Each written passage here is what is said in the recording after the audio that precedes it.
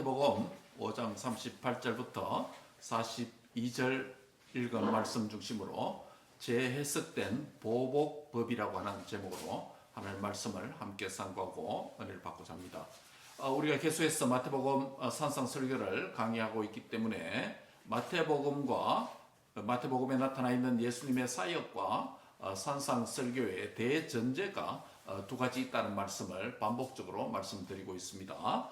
417이죠. 마태복음 4장 17절에 보면 예수님의 사역이 시작되면서 회개하라 천국이 가까웠느니라 라는 이 말씀을 전파하시면서 주님의 지상사역이 공생애가 시작되었죠. 그래서 회개해야 천국에 갈 수 있고 천국 백성은 회개하는 삶을 통해서 천국의 삶을 이 땅에서 누릴 뿐만 아니라 영원한 천국에도 들어간다라는 말씀을 드렸습니다. 그래서 예수님의 이 산상설교를 통해서 말씀 율법을 제일 갱신함을 통해서 우리가 회개할 것이 무엇인지 우리 자신과 또 삶을 살펴보므로 또 회개하고 말씀에 합당한 삶을 믿고 순종함으로 천국 백성답게 살아가는 은혜가 있기를 바랍니다. 마태복음 5장 17절은 산상설교의 또 다른 하나의 예수님의 설교의 대전제라는 말씀을 드렸습니다. 517이죠.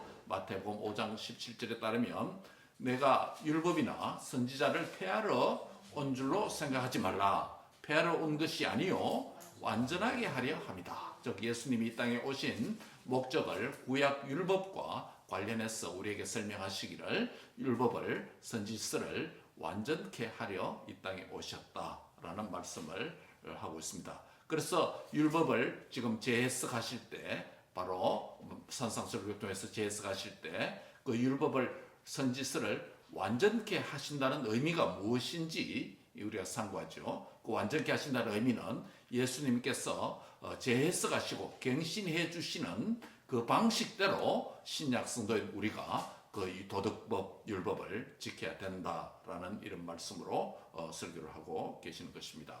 이제 오늘은 산상설교의 다섯 번째 그 율법의 재갱신 주제로서 보복법에 대해서 상고하려고 합니다. 이 부분도 역시 다른 앞부분과 마찬가지로 두 개의 진술문으로 되어 있습니다. 첫 번째 문장은 뭐라고 했습니까? 구약에서 예수님께서 구약으로부터 인용하시는 부분이죠. 옛사람에게는 이런 말을 너희가 들었으나 라고 하는 그런 표현이죠. 그게 구약 율법을 인용하시는 첫 번째 진술문이고, 그 다음에 이어지는 진술문은 계속해서 반복적으로 예수님께서 그 구약 율법을 갱신하시고 재해석하시는 부분인데 이것은 우리가 믿고 순종해야 될 방식이다라는 것으로 말씀하고 있습니다. 먼저 첫 번째 진술문 38절에 있죠. 같이 한번 읽을까요? 시작. 또 눈은 눈으로 이는 이로 갚으라 하였다는 것을 너희가 들었으나 여기까지요. 그 38절에 보면 눈은 눈으로 이는 이로 갚으라 하였다는 것을 너희가 율법의 말씀으로부터 들었다라고 구약을 예수님께서 인용하시면서 말씀을 하고 있습니다. 자, 그렇다면 이 말씀이 구약 율법으로부터 왔다는 것이죠. 그러면 이 말씀이 율법 어디에 있습니까? 세 부분을 말씀드리려고 합니다. 첫 번째 부분은 출애굽기 21장 23절부터 25절에 보면 이 마태복음의 오늘 본문에 인용한 예수님의 이 말씀이 완벽한 형태, 가장 완전한 형태가 출애굽기 21장 23절 이하에 있습니다. 거기에 보면 어떤 말씀이 있습니까? 생명은 생명으로, 눈은 눈으로, 이는 이로, 손은 손으로, 발은 발로, 또 데운 것은 데움으로, 상하게 한 것은 상함으로, 때린 것은 때림으로 갚을지니라 라고 말씀을 하고 있습니다. 그래서 바로 예수님께서 지금 마태복음 5장 38절에서 인용한 이 본문의 가장 완벽한 형태는 어디로부터 왔냐면 출애굽기 21장 23절부터 25절에 있는 이 말씀으로부터 인용했다라고 말할 수 있습니다. 그 다음에 이 완벽한 형태가 또 오경에서 율법서에서 조금 생략되고 단축된 형태가 두 곳 나오는데 또 하나는 레위기 24장 20절입니다.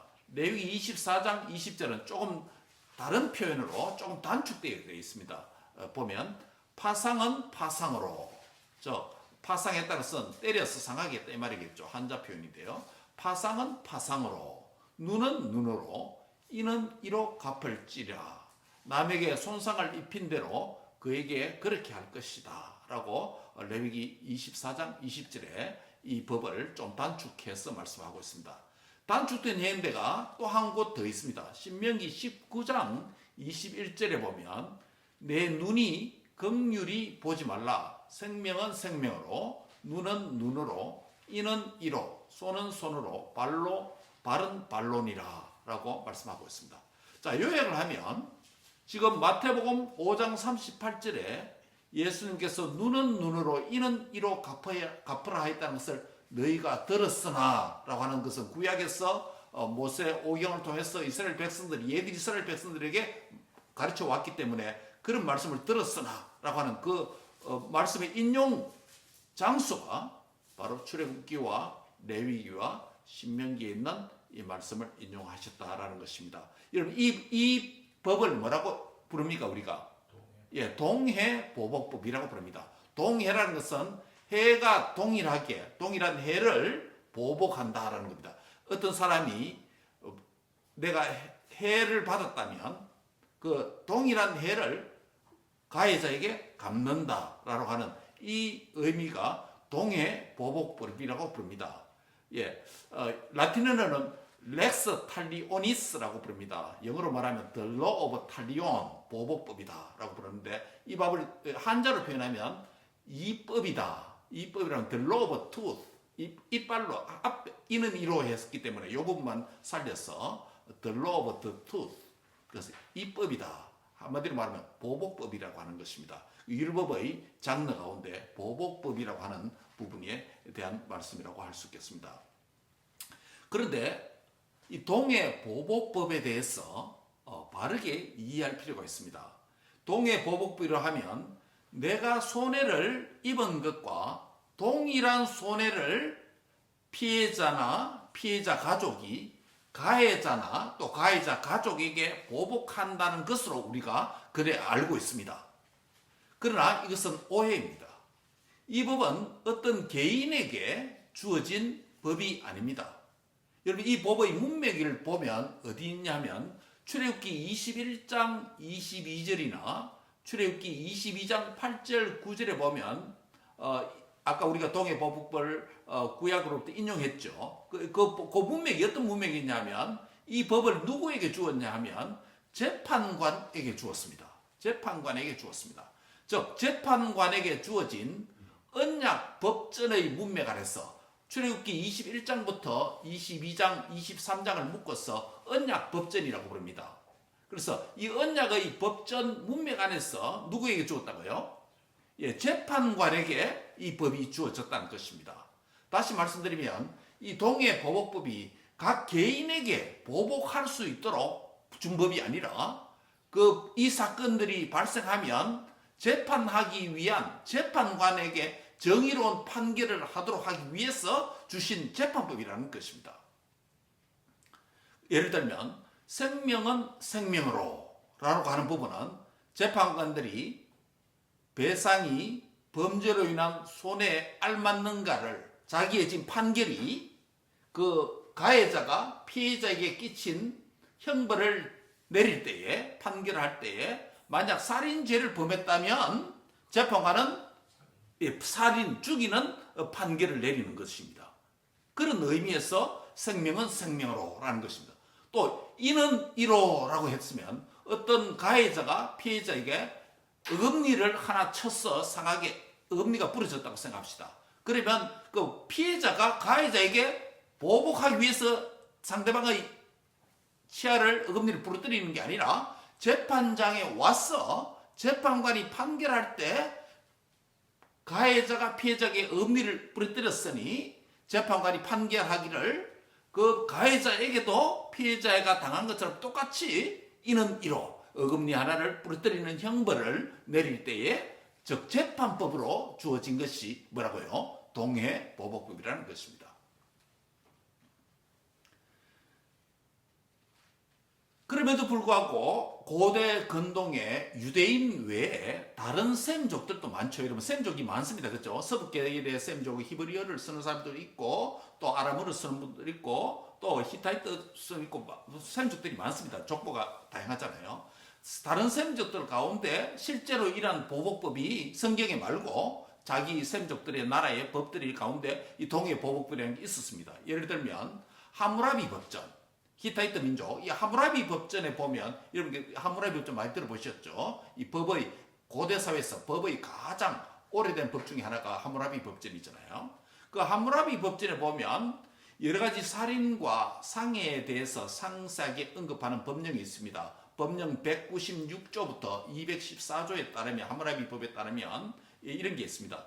동해 보복을 할 것을 규정하고 있는데 특히 피해자가 귀족일 때 그래 했습니다. 고위직일 때. 반면 상해가 평민이나 종에게 가해졌을 때는 이 동해 보복을 하지 않고 소량의 금전적 형벌을 받는 것으로 그쳤습니다. 말은 이는 이로 또 눈은 눈으로 동해 보복을 할 것을 하무라비 법전에 규정되었으나 권력이 있고 힘 있는 사람이 피해를 입었으면 똑같은 것으로 가해자에게 할 수 있습니다. 그런데 약자가, 사회적 약자가, 종이나 사회적 약자가 이빨을 하나 부러뜨렸다 하면, 귀족이 부러뜨렸다 하면 그 재판을 할 때에 부러뜨린 가해자 귀족에게도 이빨을 하나 부러뜨리는 게 아니라 그들은 약간의 금전적인 보상 정도 해주는 것으로 그쳤다는 것입니다. 동해 보복법의 원래 동기가 뭐겠습니까? 공정한 재판입니다. 그렇죠? 이는 이로, 눈은 눈으로. 공정한 재판을 위한 것인데 하무라비 법전에 공정한 재판을 위해서 이런 법이 있는데도 불구하고 실제로 시행은 상당히 불공평하게 힘의 권력이 있느냐 없느냐에 따라서 힘의 원리에 적용되는 불공평한 법으로 시행되었다는 것을 하무라비 법전과 당시의 문헌을 통해서 우리가 확인하게 됩니다. 그래서 고대 근동에서 동해 보복법은 개인적 사생활에 적용되는 그런 법은 아니었습니다. 하무라비 법도 그렇고 또 뭡니까? 우리 성경에 나타나는 율법서에 있는 동해 보복도 그렇고 모두가 누구에게 주었다고요? 재판관에게 재판법으로 주어진 것이었다는 것입니다.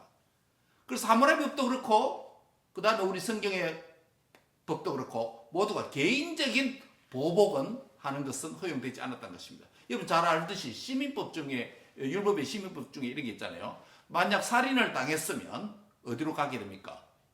도피성으로 가는 것도 바로 그 개념입니다. 그렇죠? 개인적 보복을 못하도록 하기 위해서 도피성에서 피해서 살도록 개인적 보복을 금지하는 법이죠. 바로 그런 것입니다.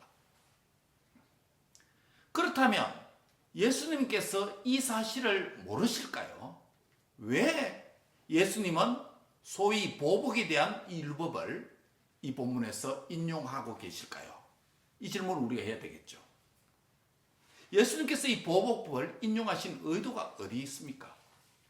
앞서 말씀드린 대로 소위 이 보복법이라 하는 것은 개인적인 보복이나 용도와 적용을 위해서 주어진 법이 아니라 재판관이 그 피해자가 받은 피해의 경중에 따른 정당한 판결 원리로서 이에는 이를 판결하고 눈에는 눈을 판결하는 비례적인 범죄 행위에 대한 공정한 판결을 하기 위해서 주어진 재판의 법이었습니다. 가해의 경중에 맞는 판결과 보상을 위한 법 집행의 정의 실현과 관련된 법이라는 것이죠. 그런데 왜 예수님은 이러한 법을, 그 법이 지금 좋은 법이잖아요. 그런데 왜 예수님은 지금 이 문제가 있다고 지금 하시는 것입니까? 왜 재경신하려고 하는 것입니까?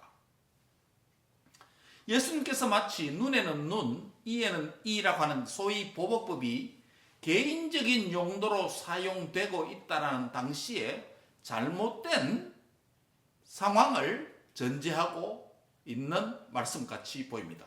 그렇습니다.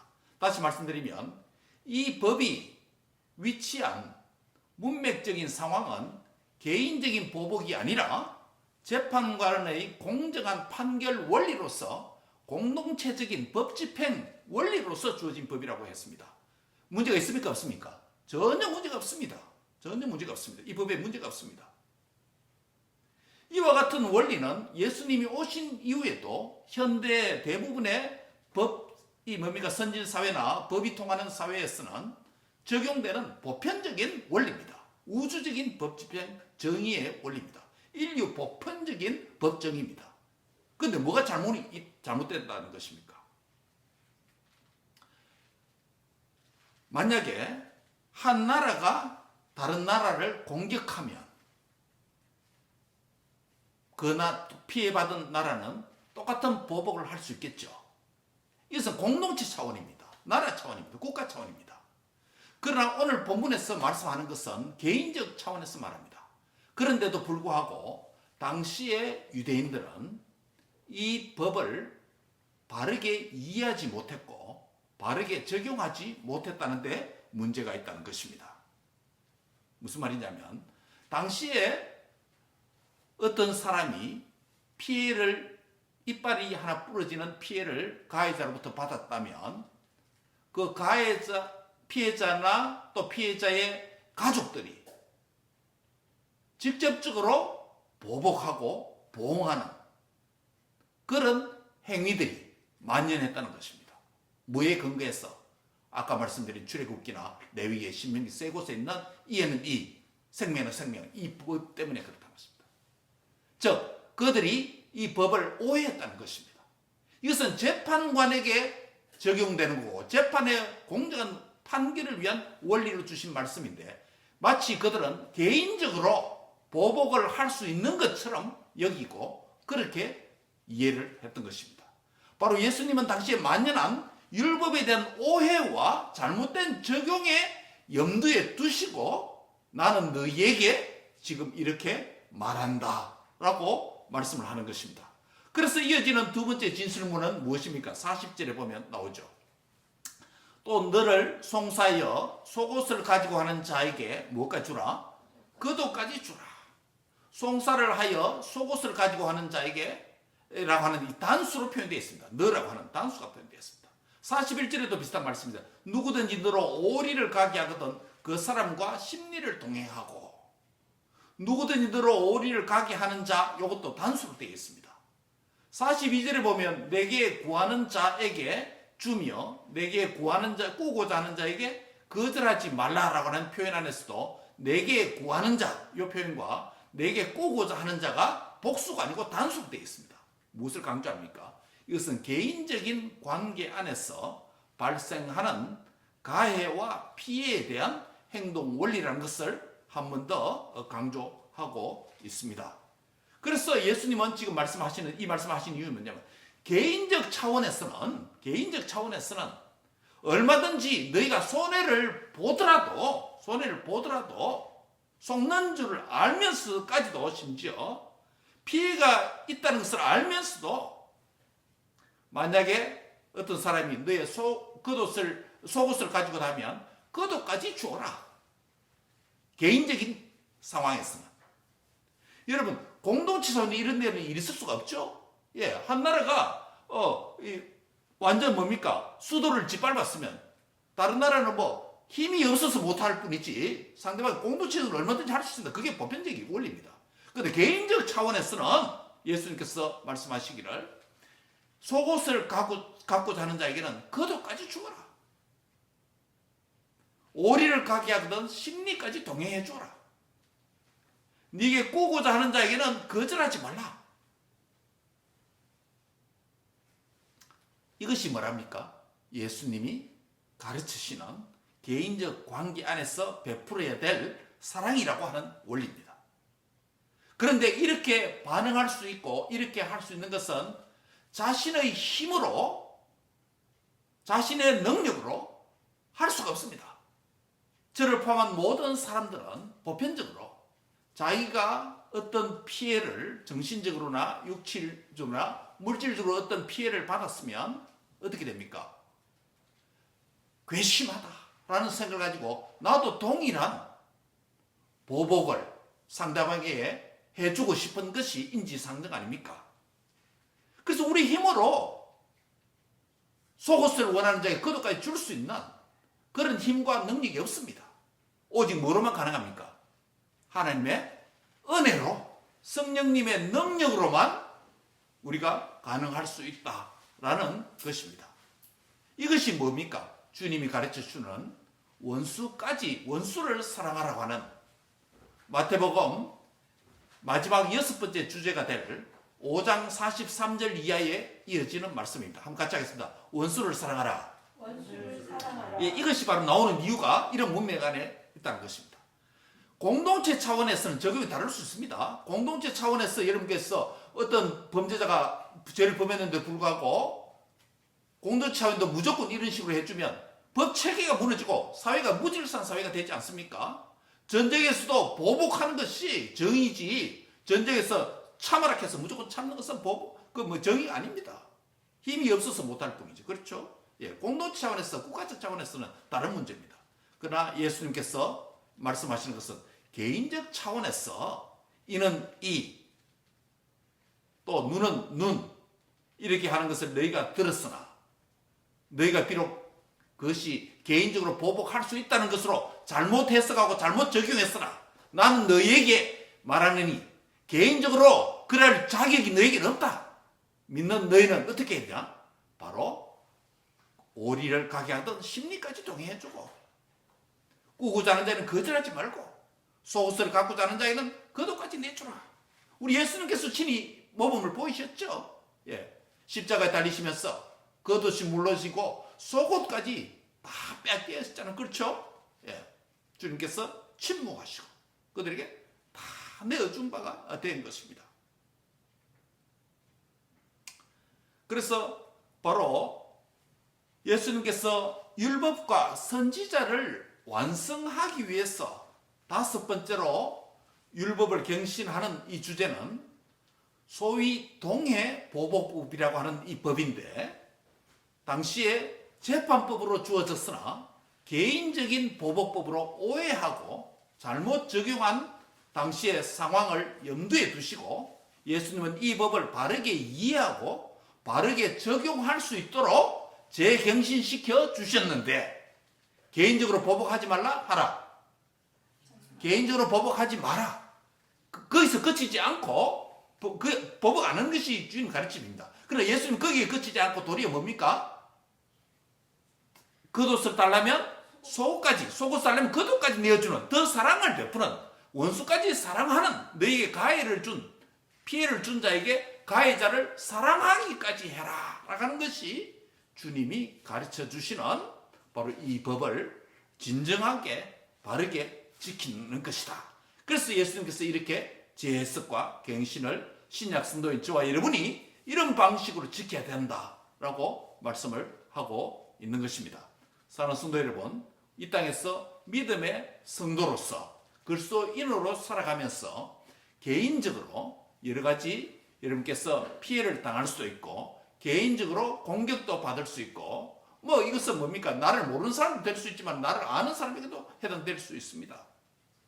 상대방이 나에게 이러한 것을 했으니 나도 똑같은 것으로 갚아줘야 되겠다. 이것은 그리스도인이 가져야 될 마음의 자세는 아닙니다. 바로 주님은 그것을 안 해야 할 뿐만 아니라 한 걸음 더 나가서 도리어 선을 베푸는, 사랑을 베푸는 그런 단계까지 나가야 주님의 진정한 제자이다 라고 말씀을 하고 있습니다.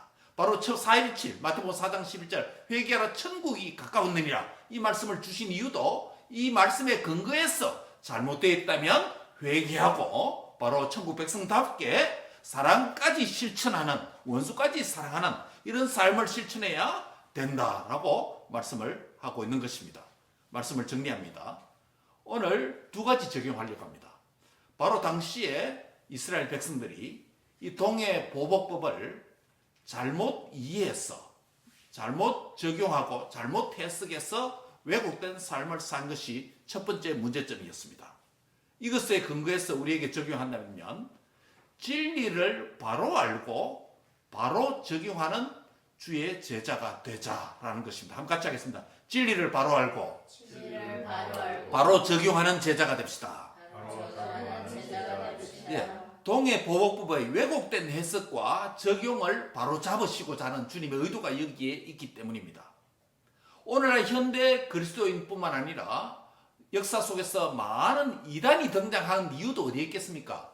말씀에 대한 잘못된 해석, 왜곡된 해석과 적용 때문에 이단과 많은 수많은 종파들이 생겨난 이유가 바로 여기에 있지 않겠습니까?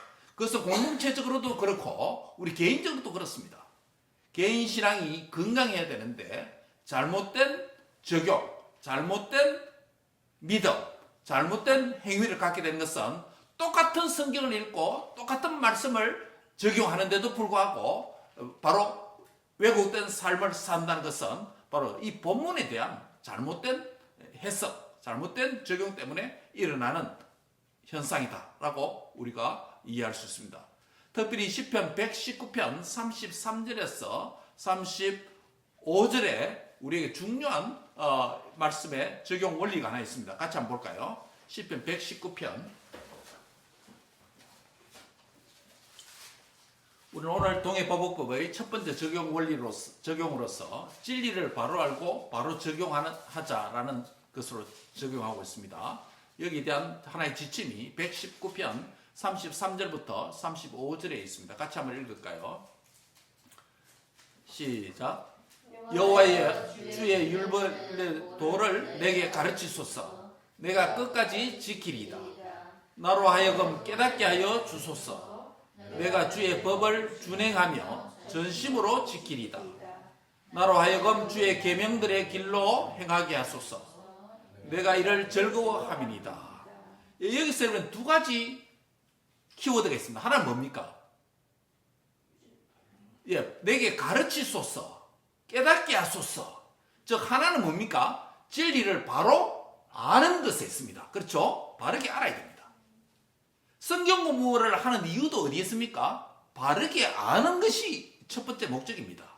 바르게 해석하는 것이 첫 번째 이유입니다. 그래서 진리를 바르게 배우고 바르게 깨닫는 것이 중요합니다. 그 다음 두 번째 키워드는 뭡니까? 내가 지킵니다. 전심으로 지킵니다. 준행합니다. 순종합니다. 라고 하는 표현들입니다. 행하게 하소서라는 표현입니다. 하나는 뭡니까? 알미고 또 하나는 뭡니까? 행함입니다. 그렇죠? 그래서 진리를 바르게 알고 진리를 바르게 순종하는 것, 이것이 주님의 제자다라고 말씀을 하고 있습니다.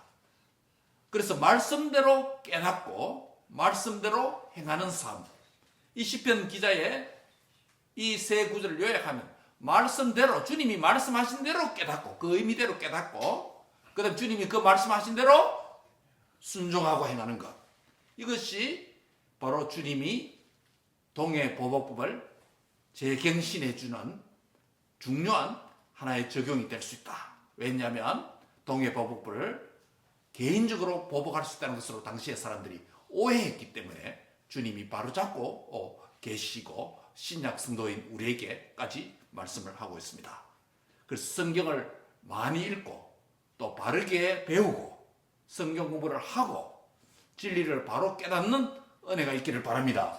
그리고 그 깨달은 바대로 지식으로만 만족하지 말고 깨달은 바대로 행하는, 순종하는 은혜가 있기를 바랍니다. 그 진리를 깨닫는 즐거움도 성도는 누려야 됩니다. 그렇죠? 진리를 깨닫는 즐거움을 누려야 됩니다. 목사도 성경을 연구하면서 진리가 이렇구나, 성경 말씀 이 의미였구나, 진리를 깨닫는 즐거움도 누려야 되고, 동시에 깨닫는 즐거움만 누리는 것이 아니라 무슨 즐거움까지? 행하는, 진리를 행하는 즐거움도 누리는 은혜가 있기를 바랍니다. 이것이 주님이 우리에게 참 제자는 진리를 깨닫는 즐거움도 누려야 되고 진리를 깨닫는, 바로 아는 즐거움에도 참여해야 될 뿐만 아니라 진리를 행하고 순종하는 일에도 즐거워하고 참여하는 기쁨을 누리는 그런 성도들이 되시기를 축복합니다. 두 번째는 이 법을 경신하면서 보복하지 않는 것이 좋지만은, 그게 맞지만은 한 가지 더 추가해서 주님은 한 걸음 더 적극적으로 나가서 뭐라고 말했습니까? 선을 행하라, 사랑을 베풀어라 라고 이 말씀을 했습니다. 그렇죠? 예, 원수까지 사랑하는 것이죠. 속옷을 달라면 그 돈까지 내주라는 것입니다. 여기서 우리가 적용하는 두 번째 마지막 적용은 주님의 마음으로 사랑을 실천하는 제자가 되자라는 것입니다. 한번 따라합시다. 주님의 마음으로 사랑을 실천하는 제자가 됩시다. 예, 마태복음 10장 42절에 보면 누구든지 어떤 소자 중에 하나에게 냉수 한 그릇이라도 주는 자는 내가 진실로 너희에게 이르노니 그 사람이 결단코 무엇을 잃지 않으리라? 천국에서 상을 잃지 않으리라 라고 말합니다. 사도행전 20장 35절에도 보면 주 예수께서 친히 말씀하신 바 주는 것이 받는 것보다 복이 있도다 라는 말씀을 기억하라고 바울은 말합니다. 한번 같이 하겠습니다. 주는 것이 받는 것보다 복이 있도다. 예, 주는 것이 받는 것보다, 우리가 받으면 기분 좋죠. 선물도 받으면 기분 좋죠. 그런데 받는 것도 좋은 일이지만은 주 예수께서 친히 말씀하신 바 주는 것이 받는 것보다 복이 있다 라는 말씀을 기억하라 라고 사도행전 20장 35절은 우리에게 말씀을 합니다. 저도 이번 주에 이 설교를 준비하면서 이 말씀이 한번 기억난 적이 있습니다. 삶 속에서. 제가 학교에서 가르쳤던 한 목사님, 비민 과정에 가르쳤던 한 목사님이 3년 전에 인근에서 개척을 해서 목회를 하고 계시는 분인데요. 3년 전에 자녀가 4명이 있습니다. 4명이 있는데 큰 장녀가 30살이고 그 3전에 아들 가운데 아들 둘, 딸 둘인데 아들이 심각한 우울함을 가져가지고 자신을 상해했어. 그래서 스스로 목숨을 끊은 일이 있습니다. 이 일로 목사님이, 사모님이 얼마나 상처가 되고 아파가지고 고통 가운데 수년을 보냈습니다. 제가 가르친 목사님입니다. 그래서 이 말도 못하고 그래서 저한테 연락 왔어. 그래서 위로해드리고 한 적이 있습니다. 근데 얼마 전에 또 그 막내 아들, 하나님이 살아계시면 왜 형을 그렇게 데려갔냐? 하나님에 대한 믿음이 완전히 없어지는 이런 상황에까지 이르게 됐습니다. 그 부모 마음이 얼마나 아프겠습니까? 그런 상황을 경험하니까. 자식을 잃은 그 부모의 마음인데도 또 그것을 인해서 남동생이 또 그런 생각을 갖고 있으니 얼마 전에는, 며칠 전에는 큰 딸이 30살 딴 딸이 그런 상황에서 가정을 부양하고 이렇게 했는데 목사님 개척하실 거면 재정기 여력도 안 되잖아요. 사모님도 그것 때문에 충격을 받아서 상처되어서 치료받고 계시고. 그래서 그 딸이 그 상황에 비관해서 또 집을 이렇게 나가버리는. 그래서 그 딸이 키운 개가 강아지 한 마리 있는데 개가 그 어머니 그 사모님이 그 일로 인해서 마음이 너무 아팠어. 고통스러워 있으니까. 개가 그 스트레스를 받는 모양이에요. 주인이 스트레스 받으니까 거기 너무 심각하게 받으니까 그 개가 입원을 했대요. 그래서 이번 주에 전화 와서 목사님 제가 참 너무 힘든 일 있어. 그 카톡이 왔더라. 그때 마침 탈봇 도산에서 글을 쓸 일이 있기 때문에 그 도산에 있으니까 목사님 그럼 오셔서 제가 글 쓰고 그다음 점심 학교 학식 탈봇 식당 학생 식당 카페테리아 밥 좋으니까 같이 식사하면서 교제도 하고 그래 합시다 해서 그렇게 와서 이야기를 했습니다.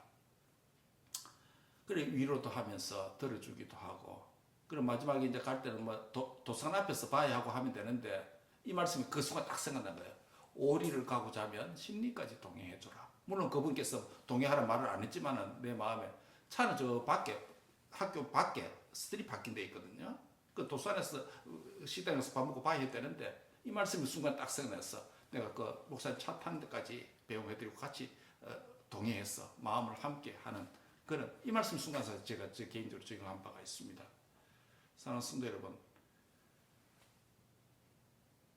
인생의 시련과 역경뿐만 아니라 어떤 가해자로부터 피해를 당했을 때 우리가 하고 싶은 감정은 똑같은 것을 보복해주고 싶고 상해를 입혀주고 그래서 내 마음이 위로받고자 하는 그런 마음이 우리에게 다 있습니다.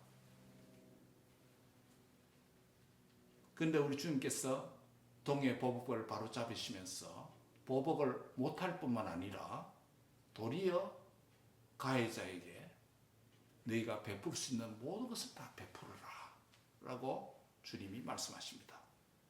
주님의 마음으로 실천하는 제자는 무엇입니까? 주 예수께서 친히 말씀하신다. 근데 바울이 이 말을 했을 때 복음서 보면 이런 말씀 하나도 없습니다. 근데 바울이 예수님을 만난 이후에 아라비아에서 이 말씀을 들었는지 우리는 알지 못합니다. 어디서 인용했는지 찾을 길이 없습니다. 근데 바울은 말합니다. 주 예수께서 친히 말씀하신다. 주는 것이 받는 것보다 복이 있도다 하심을 기억할지니라 라고 말씀을 하고 있습니다. 사랑하는 성도 여러분, 주님이 사신 삶도 결국 그거고 우리에게까지 생명을 내주기까지 한 자신의 속옷까지 원수들에게까지 병정들에게까지 뺏기고 내어준 바 된 그런 주님의 여정 아니었습니까? 저와 여러분들 이 땅에 살면서 오늘 이 동해보복법을 적용하는 두 번째 적용점으로서 주는 것이 받는 것보다 복되다는 걸 기억하시고 필요가 있는 이웃이 우리에게 있으면 우리가 할 여력이 있으면 피지컬 여력이 안 되면 마음으로라도 행동으로라도 말로라도 함께 오리를 가고자 하면 심리까지도 함께 걸어주는 마음을 함께 나누는 그 사랑을 실천하는 은혜가 있기를 바랍니다.